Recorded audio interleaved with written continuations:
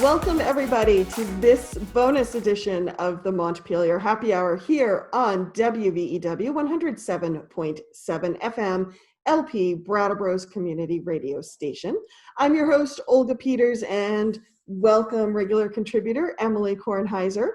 You can also view this recording on BCTV as well as YouTube, and the audio will be available on SoundCloud later today as well.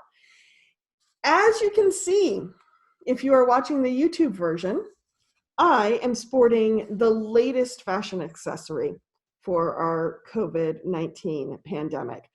I'm being a little cheeky, but we do want to talk about the governor's order today and how important wearing masks are, because it's not about keeping yourself safe.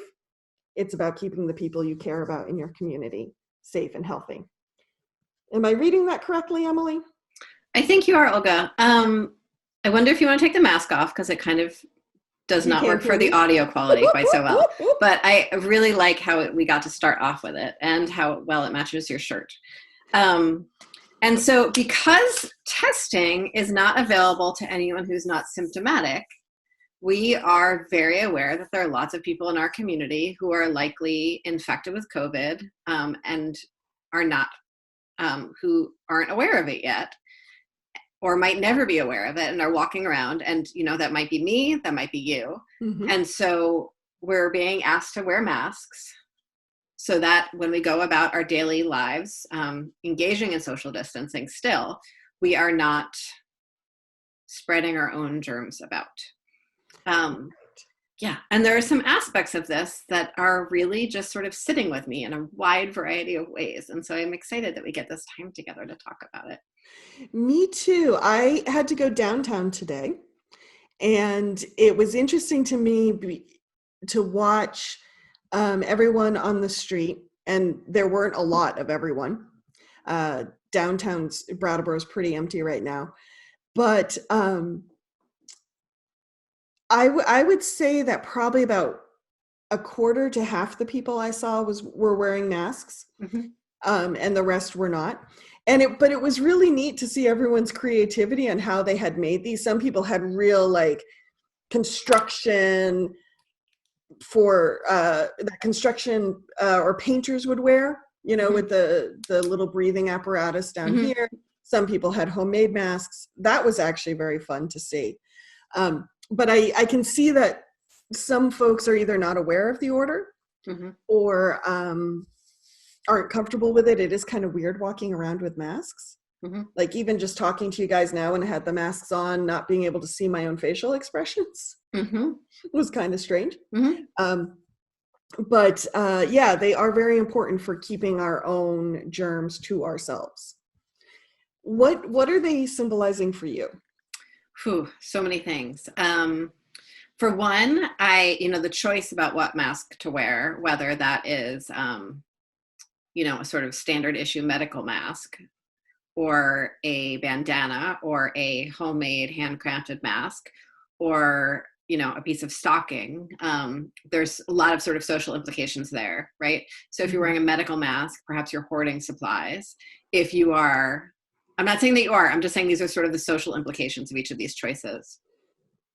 If you have a cute homemade mask, then you're being a good Vermont housewife, good Vermont hippie housewife, and you're sort of the kind of person who cans and has the right garden and has a CSA and has lots of time to always be making everything right and making everything yourself. If you're, using a bandana, you're just sort of getting it done, kind of a tough person. There's definitely the real Vermonter who has a bunch of painting or hardware masks in their basement. It just occurred to me now that I actually probably have a few of those in my basement. And then there's the reality that walking around in a non sort of standard issue medical mask as a person of color is probably a lot scarier for the person of color mm-hmm. because a lot of other people would be scared of a person of color not wearing a standard issue medical mask. And right. So because so often bandanas are associated with people of color for gangs and very negative mm-hmm. connotations. Yeah. And so there's just there's all of the layers of sort of, social pressure around which mask you choose, which is, its own very, very Brattleboro kind of thing, or very Vermont or very human, whatever it is. And then that's sort of, that's interesting to talk about, but I don't think has a huge impact. What I've been really struck with is, given that there is a scarcity of masks, of medical masks, we have healthcare workers and other essential workers who, during the course of their regular work, when they're not interacting directly with an infected person, there aren't enough masks available to them, which has huge public health impacts, as well as huge health impacts on the essential worker. Yeah. And so when the next sort of natural step from that is these sewing bees, these sort of virtual sewing bees of everyone making masks, my first thought is like, what a symbol of just sort of like the end times of civilization. Like Western civilization, like American democracy, American capitalism, whatever sort of version of neoliberal description you want to put on this time in history. We have gotten to the point where like we can't use all of this factories, all of this industry, all of this infrastructure, all of these shipping containers to get enough medical supplies to people who are like working in the field and need it. Like that's just, and so like it feels like very natural to people to just like start sewing them themselves. Like my first thought is just like one of horror and sadness about that. And then I like can pivot to where I think most people that I know are with it, and just like this like really nice sort of like victory garden approach of like everyone pitching in on the war effort. We're all going to get through this together. We're all going to be like, everyone gets to feel useful. And that's nice. That is nice. And I'm so glad that like in, sort of the end times of neoliberal civilization that everyone's willing to step up. Like, but I can't release myself from the thought that like government is failing in a very serious way to deliver on its obligation to people in this time. And that obligation is to make sure that industry is working well enough to provide these masks to everyone who needs them. I fall in between those two, where I agree with you.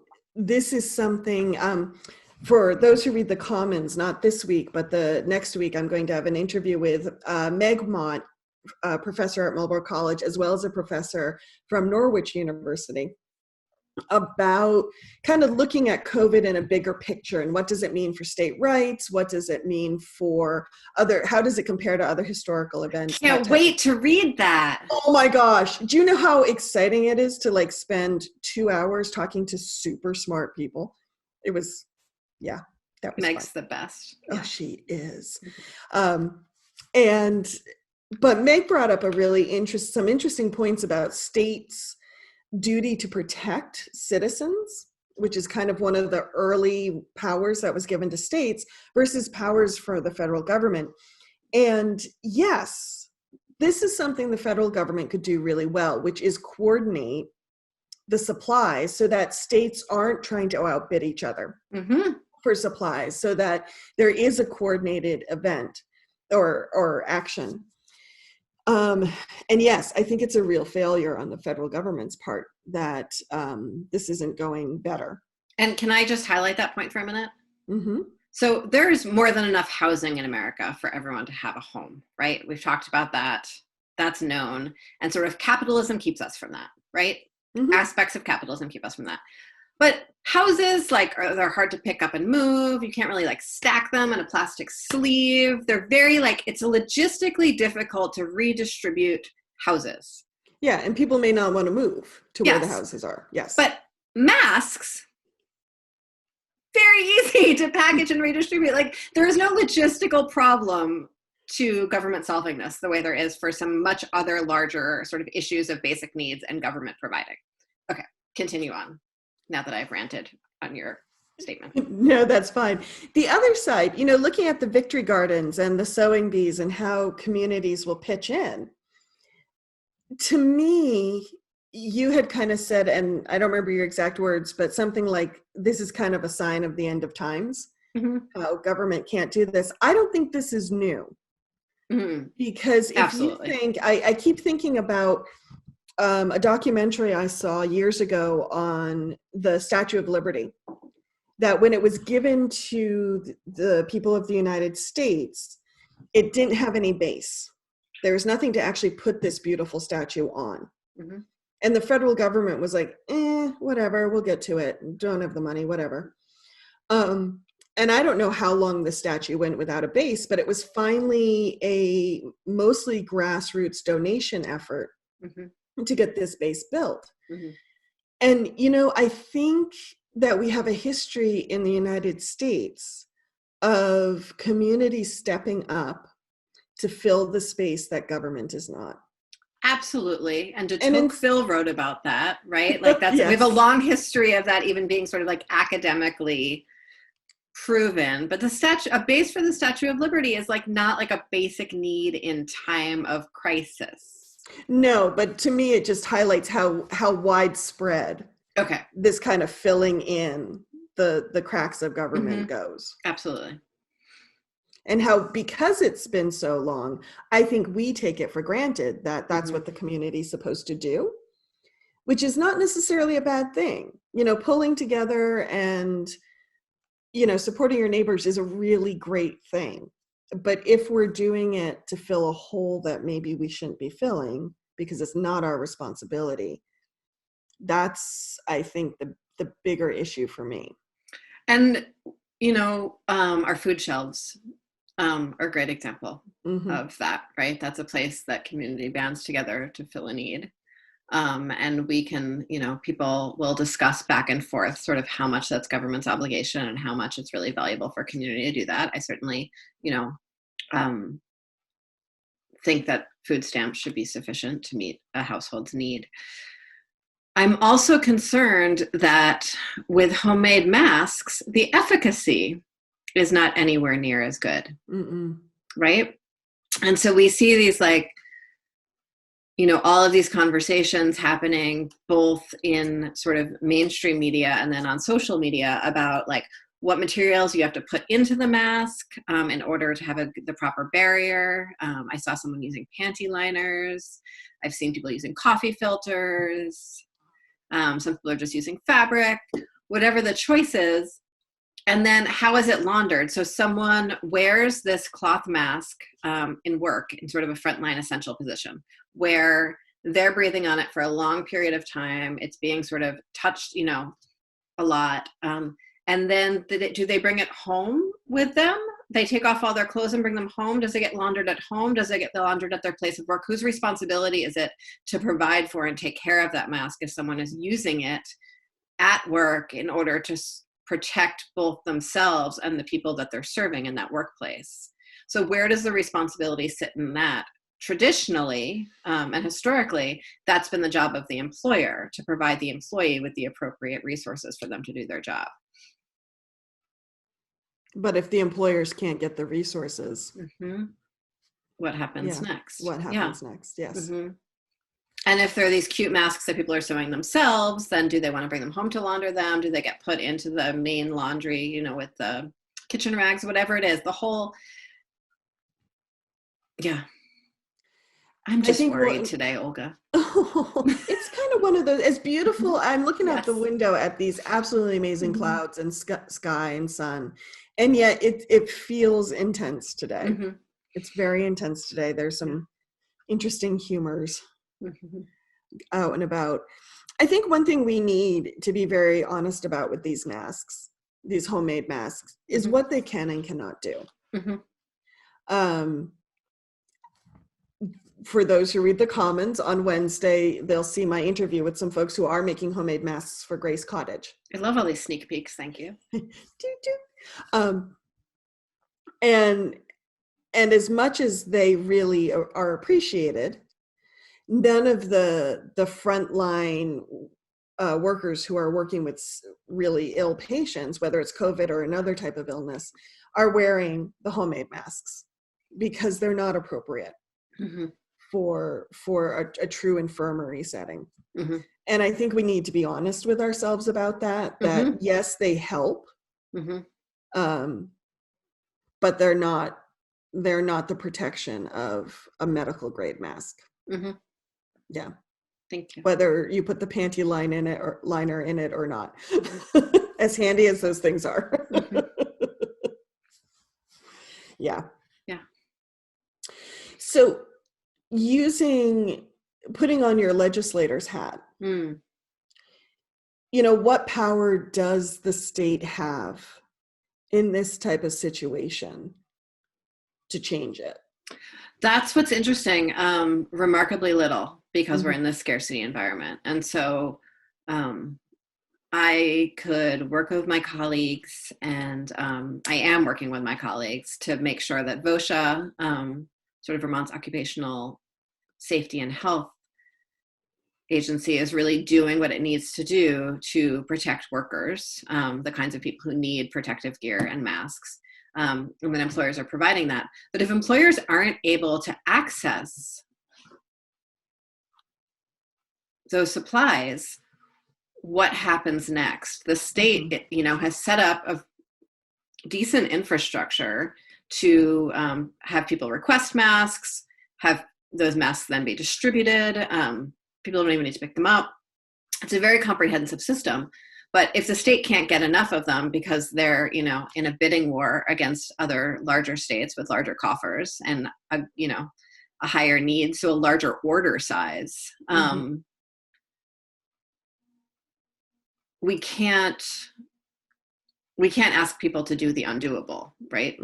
And so that's really challenging. And so as a legislator, I'm constantly balancing these conversations where people say, we're doing the best we can. This is sufficient given the situation. How far are we pushing people to say, you can do better for your employees, you can do better for the people that you serve, while still recognizing that there are clear sort of boundaries or parameters to how far someone can go. So not accepting excuses, not saying that, it's sufficient, but still, recognizing the real challenges that are there. It's interesting as we're going through this pandemic. What you just said brings two thoughts to mind. The first is it stresses for me why we need to continue our stay home, stay safe protocols, and why we need to observe that the best we can, because we may not have the resources to help the medical staff that they need if we spread the germs. But the other thought that comes to mind is once again, we've put expectations on businesses, like example, paying unemployment benefits, that we do so because of capitalism, but is that the best way to do it? Once again, is that the best place for that responsibility to lie? And it may be in most situations, just not in a pandemic.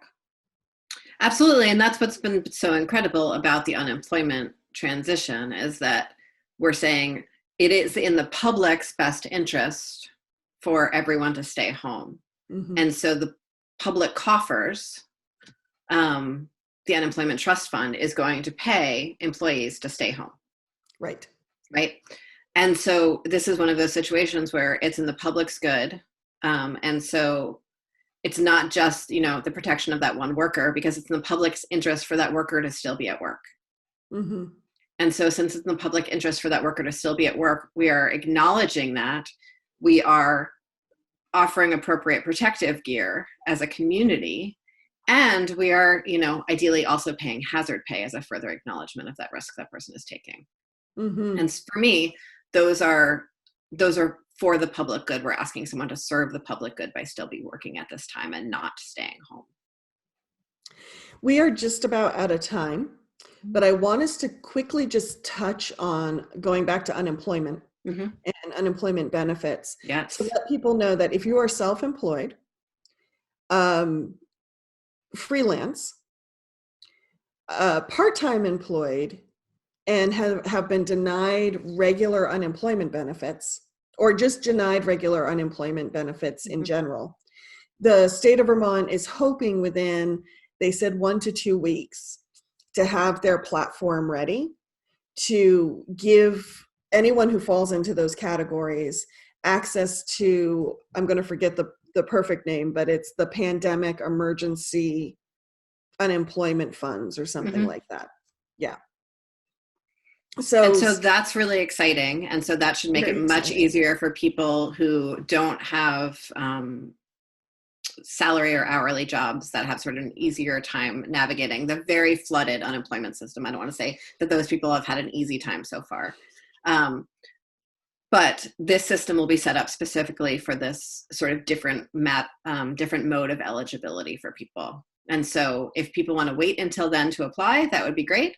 If people have already applied, they'll likely get a denial letter, but they'll be saved in the system and be transferred over to the new system. Yep.